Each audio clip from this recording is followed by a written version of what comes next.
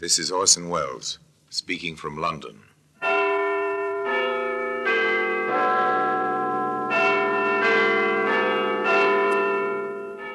Black Museum. Here in the grim stone structure on the Thames, which houses Scotland Yard, is a warehouse of homicide, where everyday objects, an ink bottle, a child's raincoat, a sofa pillow, all are touched by murder.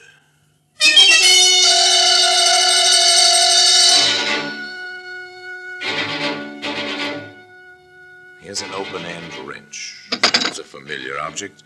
If you own an automobile, you own one of these. At the very least, you've seen a mechanic use one. The steel shaft about 8 inches long, the shaft bulging into a curve shaped like a horseshoe, which fits a bolt exactly. Simple tool, almost beautiful in its slim efficiency. Well made, isn't it, Inspector? We're familiar with these things, Doctor. They're quite common as weapons. Yes, of course. One skull could be cracked rather efficaciously if this were brought down hard on it.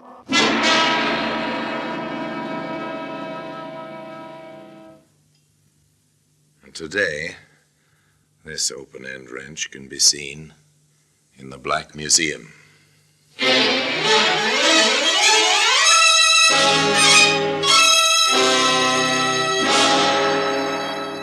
From the annals of the Criminal Investigation Department of the London Police, we bring you the dramatic stories of the crimes recorded by the objects in Scotland Yard's Gallery of Death, the Black Museum. In just a moment, you will hear The Black Museum, starring Orson Welles.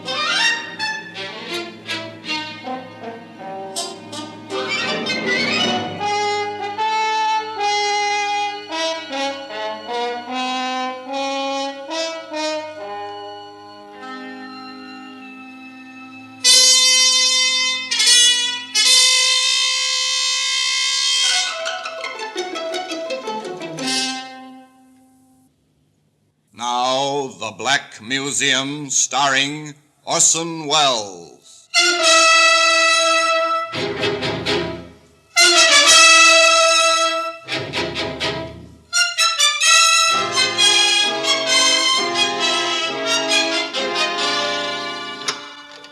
Here we are, in the Black Museum, Scotland Yard's Museum of Murder.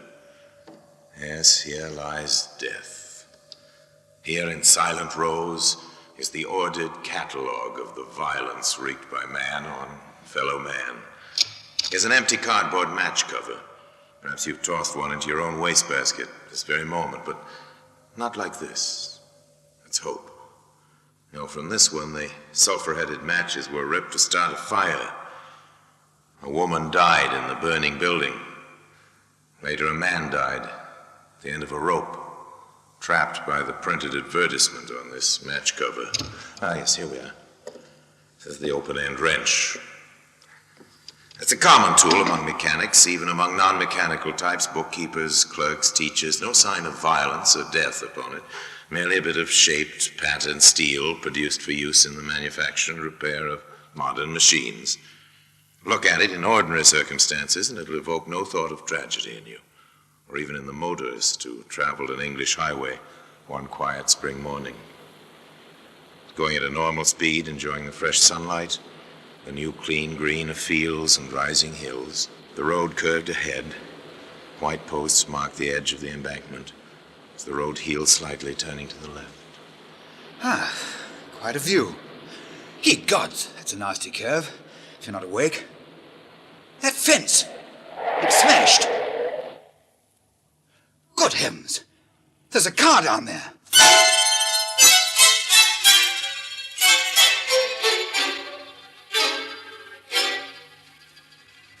It's minutes only until he's back in his own car, speeding toward the nearest town, toward the nearest police station. There. Constable, there's a wreck on the curve about a mile south of here. You have anything to do with it, mister? Oh, no, of course not. I noticed the broken fence and saw the car down the hill. I say, there seems to be a woman in it. Look, you'd better come. Bring help. The doctor, who was also the local coroner, needed little time to determine which of his functions were called for at the wreck. She's been past help for hours. Must have gone off the road during the night. I've notified the superintendent about the accident, Doctor. Yes, well, you fellows will want to trace the car. Any identification on the body? Nothing in the woman's purse, sir. There ought to be laundry or dry cleaner's marks. It's pretty hard to stay identified these days, Doctor. Yes, of course. You can tell the ambulance men to take her to the hospital. Hospital, sir? Autopsy. I can't just sign a certificate. Accidental death, you know, Constable. Yes, sir. Very well, sir.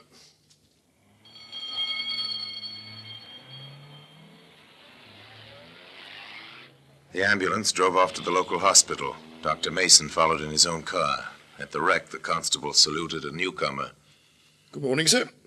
Good morning, Johnson. Turned turtle, I see. Yes, sir. This is the man who discovered the wreck, sir. Mr. Frisby, Superintendent Foster. Oh, how do you do, sir? Mr. Frisby. Yeah.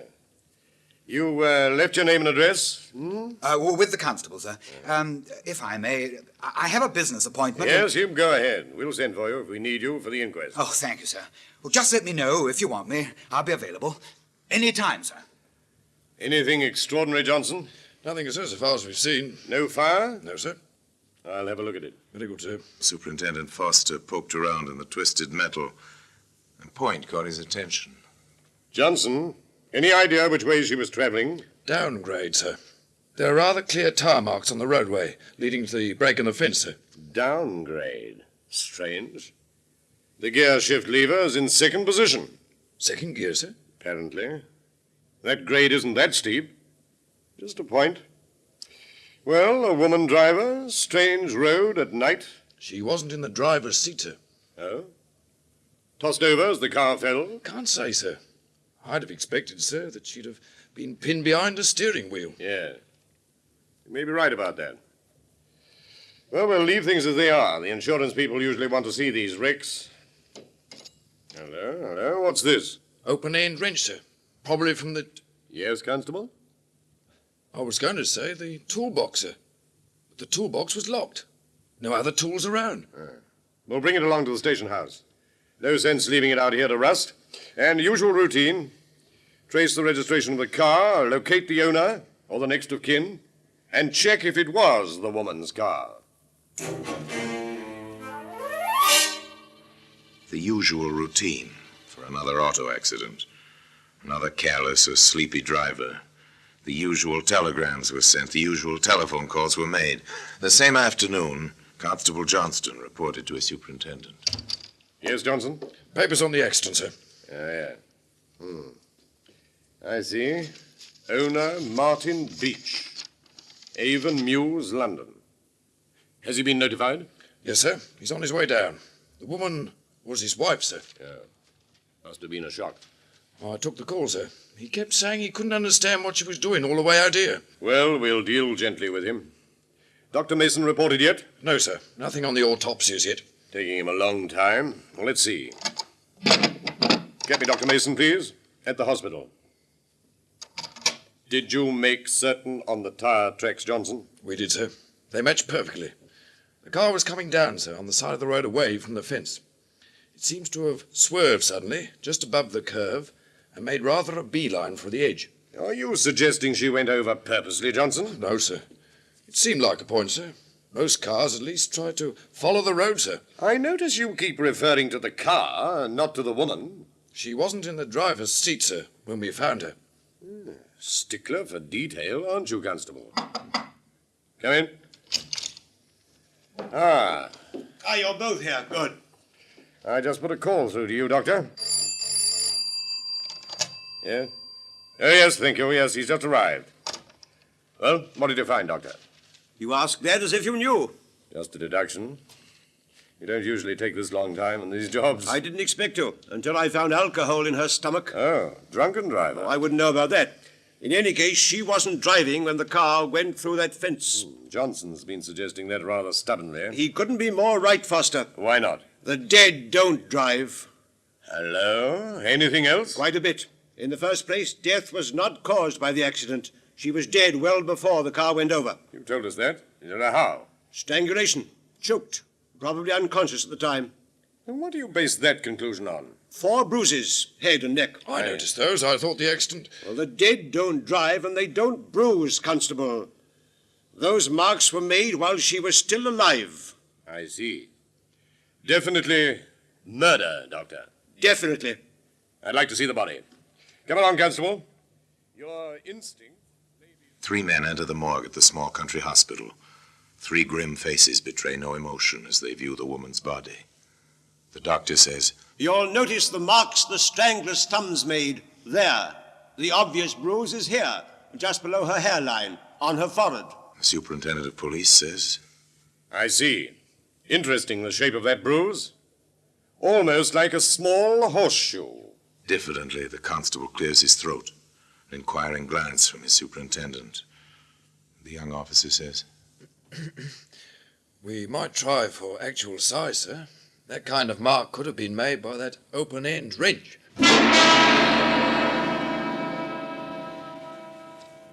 and today, that open-end wrench is to be seen in the Black Museum.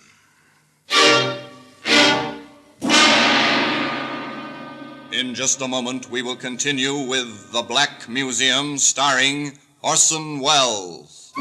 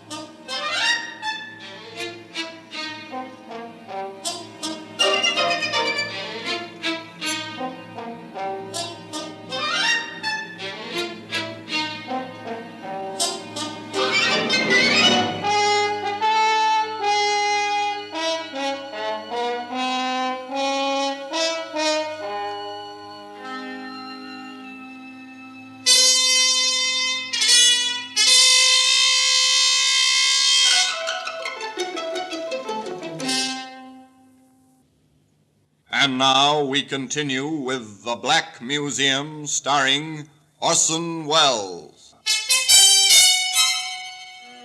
The doctor placed the bulged end of the tool against the woman's forehead. The 3 men stood there silently a moment. The constable spoke. No question about it, is there, sir? Not as far as I can see. Johnson, when this beach fellow arrives, say nothing about any of this. And I shall want a trunk call placed immediately. I want to speak with Inspector Hall at Scotland Yard. The ponderous, inevitable juggernaut that is police work began to move, gained momentum. A fast car brought Inspector Hall and Sergeant Williams from the yard before train connections permitted the arrival of Martin Beach.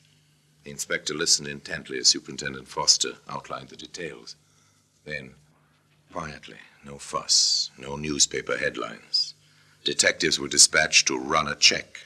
Shortly thereafter, a grief-stricken husband arrived at the station house in the company of Dr. Mason. There's no question about my identification, Superintendent. Dr. Mason will bear me out. I knew her the moment that is... Doctor. Yes, it's Mrs. Beach. I can't understand it. I simply can't. She was a good driver, better than I. How did it happen that she was out alone? We lived a quiet life. Avonmews is in a suburb of London, really. She'd often take the car for a drive. I'd go to sleep. I had to get up early. My business is in the city. She said she wanted some fresh air last night. I didn't miss her until I woke this morning. I can't understand it. Why should she be so far? A simple story, quite commonplace, quite honest. One question seemed to puzzle the husband more than it disturbed him. Liquor? Whiskey, you mean? No, an occasional drink at a friend's place, that was all. Why? Are you suggesting Louise was a drunken driver? No, they were suggesting nothing, merely asking a routine question. Yes, they would release the body shortly. We have no relations, no one. We had only each other. I shall have to notify our friends. Yes, the police agreed sympathetically, and Superintendent Foster and Dr. Mason escorted him to his London train. Meanwhile, on the Middlebury Road.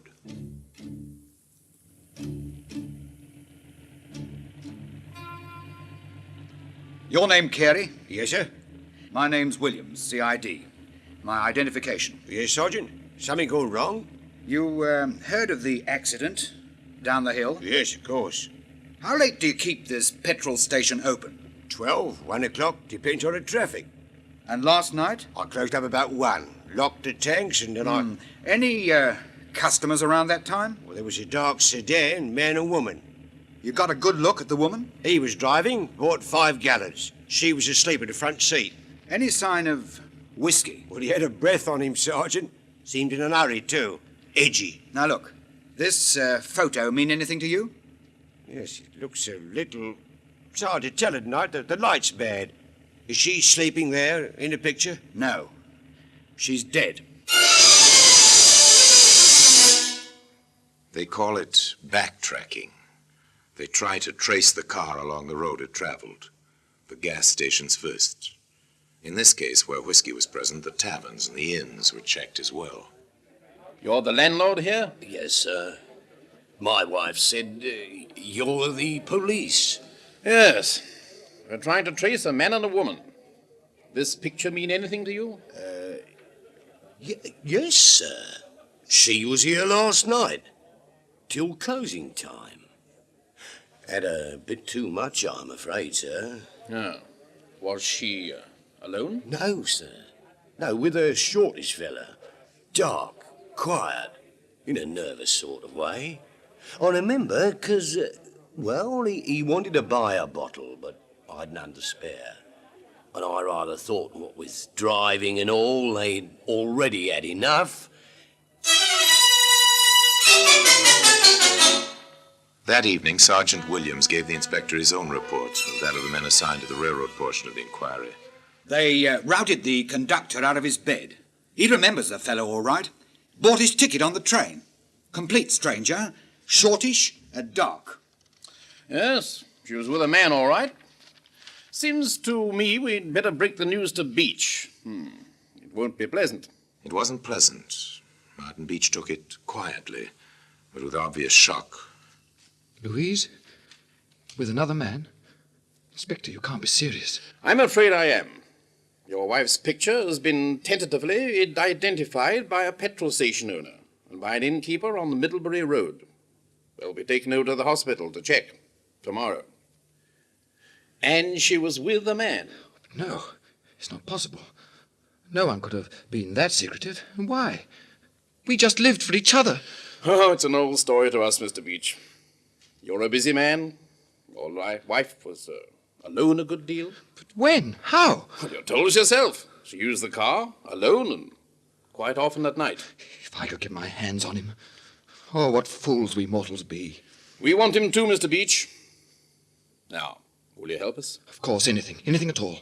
Then may we search your wife's effects? Of course, Inspector. Search the whole house if you think it will. They were quite thorough, of course, and very quickly they were successful. I found these in the stocking box at the rear of the bureau drawer, Inspector. I see. Letters. Mr. Beach, do you know a Fred Hennessy? No. May I see the letters? I think you'd rather not. And we'll be checking them for fingerprints, of course. They're all addressed to your wife.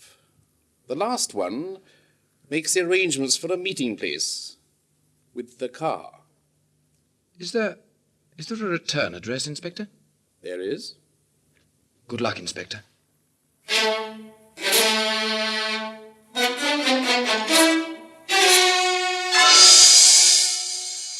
The inspector and Sergeant Williams had luck.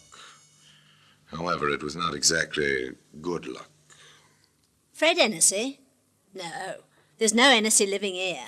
Well, now, perhaps he used another name. A shortish, dark fellow, with a flair for letter writing. No. Haven't had any shortish men staying here in months. Well, this is 346 Greenville Street, isn't it? Well, it's nowhere else, Inspector. And what's more, I don't have any letter writers here. Every one of my men roomers except one works at the car factory. They're a tough crowd, Inspector, but they're nice enough to me. I take good care of them, I do. And the one who doesn't build automobiles? Oh, he's a constable, he is. Now, what would you want to see him for? A good question, and a big disappointment. Still, the machinery ground on. The reports came in to the small bare office at the yard. Here we are. Fingerprint reports, Inspector. Now, the prints on the letters match those they found on the gear shift lever in the wrecked car. The ridge patterns conform to the smudges on the wrench too, sir. The conclusion is obvious. At the very least, it placed the maker of those fingerprints in contact with a murdered woman, in the murder car, with the murder weapon. It looks so as if he pulled off the road, did the job, then started the car downgrade and jumped. Yes, probably. The unlocked door on the driver's side would indicate that. But what about those prints I told you to try and get? We have 'em, sir. Lifted 'em neatly. I was saving that for the last, sir. You see? They match. Yes, very good. Thought he was clever. Well, murder's usual in amateurs' crime, isn't it, Sergeant? What about the men to identify him? They'll be in London in the morning, sir.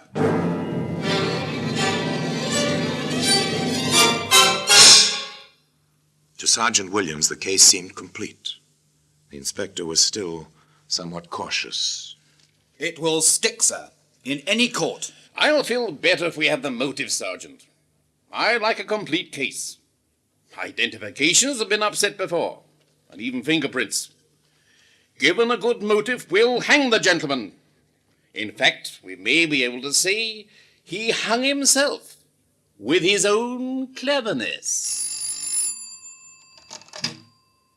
Inspector Hall here. I see. Very good, Davis. No, just keep your eye on the place. Williams and I'll be along directly. Get your hat, Sergeant. Very good, sir. Our quarry's gone calling on the lady, and so are we. The police car sped silently through the London streets, out to a pleasant suburb. It drew up to the curb near a small house, detached from its neighbors, surrounded by a hedge and trees. A man stepped out of the shadow, spoke softly to the inspector. He remained at the car as the inspector and the sergeant walked to the front door of the house and rang the bell. Yes? Miss Jaffrey? Miss Dorothy Jaffrey? That's right. My name is Hall, CID. My identification. May we come in? Why, yes. Why not? Thank you. What can I do for you? Well, as a matter of fact, Miss Jaffrey, we stopped by to see your caller, Mr. Martin Beach, I believe. Inspector.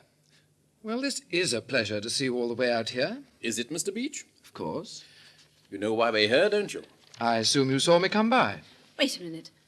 What's going on here? Don't you know, Miss Jaffrey? I know CID inspectors just don't drop in or come by.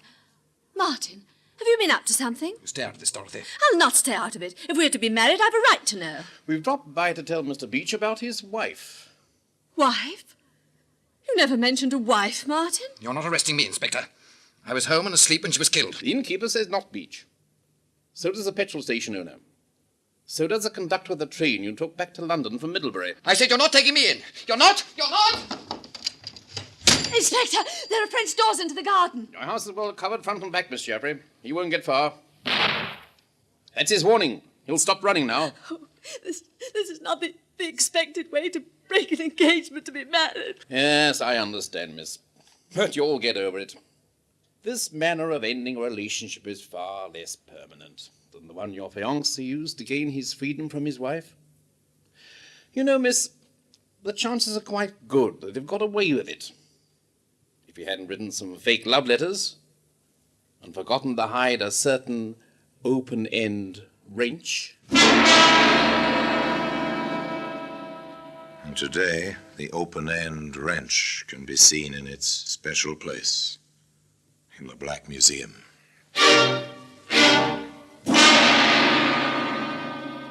Orson Welles will be back with you in just a moment.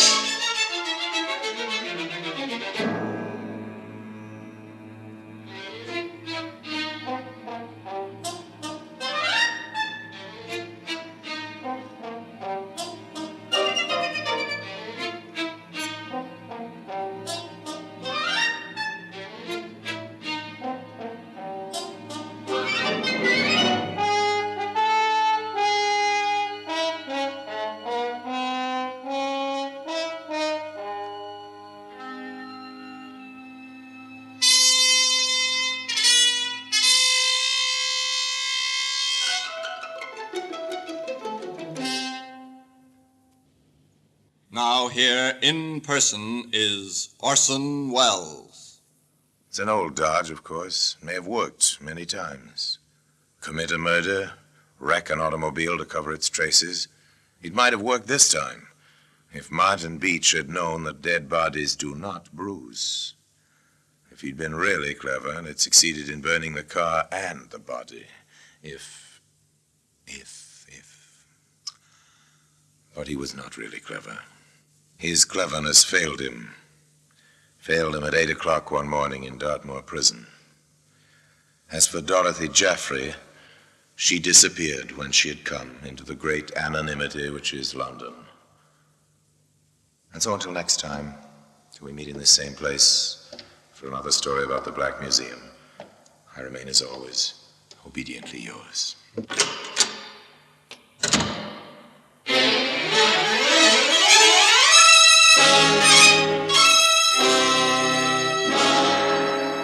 The Black Museum, starring Orson Welles, is presented by arrangement with Metro-Goldwyn-Mayer Radio Attractions. The program is written by Ara Marion, with original music composed and conducted by Sidney Torch. Produced by Harry Allen Towers.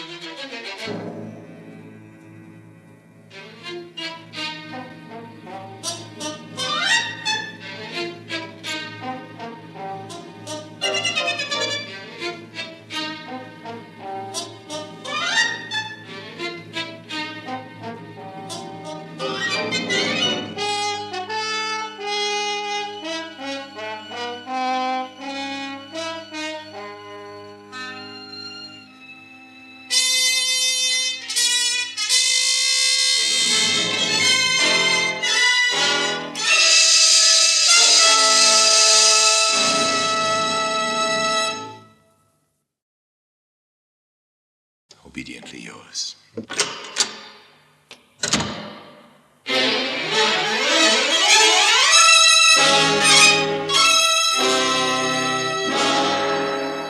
The Black Museum, starring Orson Welles, is presented by arrangement with Metro-Goldwyn-Mayer Radio Attractions.